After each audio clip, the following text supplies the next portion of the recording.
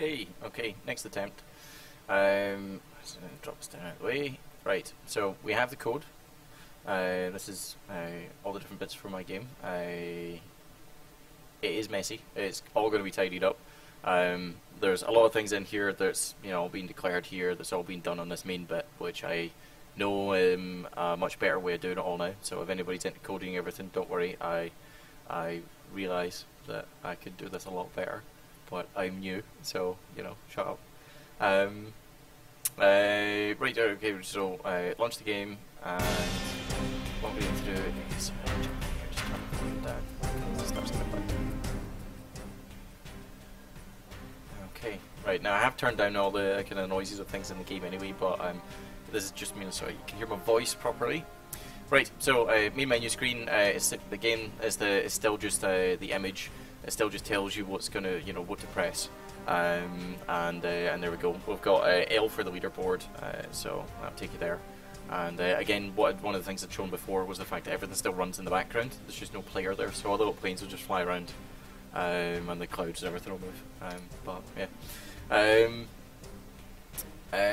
yeah, I added support for the arrow keys and left control for shooting because I tried playing the game. I tried, getting a couple of friends to play the game, just to see what they thought of it initially and get some ideas for what other things I could put in. And one of the things that they've come back telling me was that they don't know how to use WASD to move something around the screen. It seems to be, a little bit much. It's because W is apparently slightly off center, so it makes it so unnatural.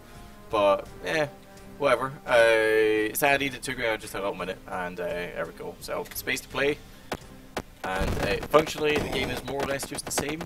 A lot of the things that I've done in the background was I had a lot of trouble getting the leaderboard to work.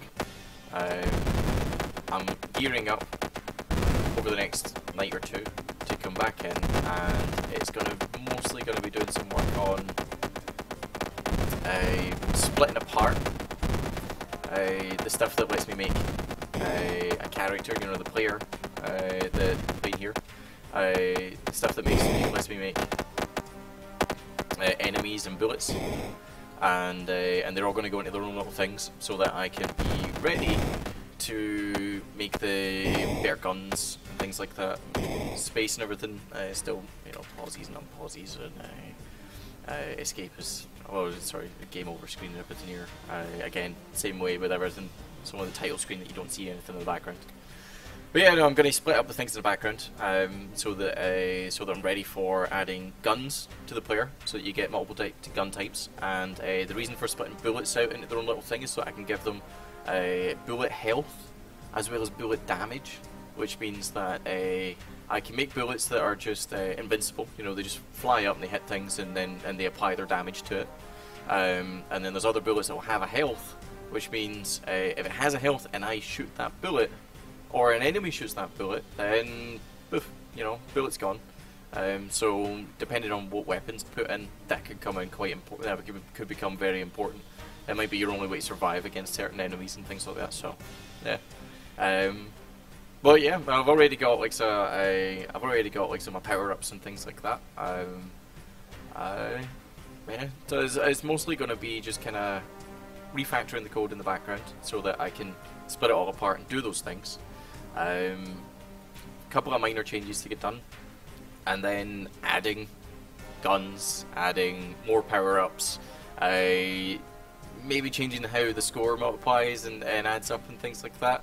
And then once I've got something I'm happy with as a game, as something that's quite fun to play, it's a little bit tricky, that's when I will start working on reskinning it. And at that point as well is probably when I am going to post it up, like online somewhere, and let people download and install it. And you can all give me some feedback if you want.